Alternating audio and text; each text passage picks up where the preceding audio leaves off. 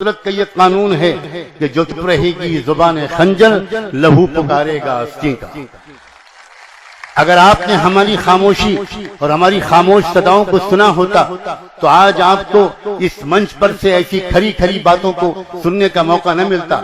याद रखिए, हम बुज़दिल नहीं हैं, हम कमजोर हिम्मत के लोग नहीं हैं, लेकिन इसके बावजूद हम आकाए नामदार मोहम्मद मुस्तफ़ा सल्लल्लाहु अलैहि वसल्लम के और सहाबा और अहले बैत के उसवे पर अमल करने की कसम खा चुके हैं।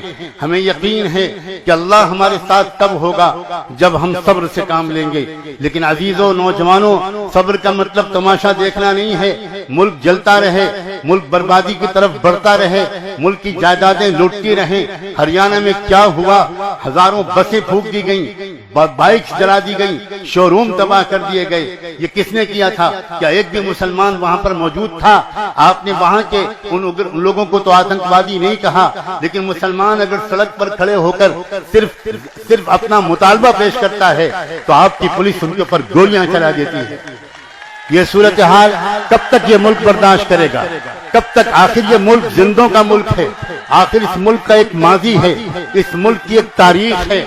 इस मुल्क में महात्मा गौतम बुद्धा पैदा हुए, वो किसी से नहीं डरे। इस मुल्क में महावीर जैन पैदा हुए, वो किसी से नहीं डरे। इस मुल्क में की जमीन हर कुछ दिन के बाद जियालों को पैदा करती है।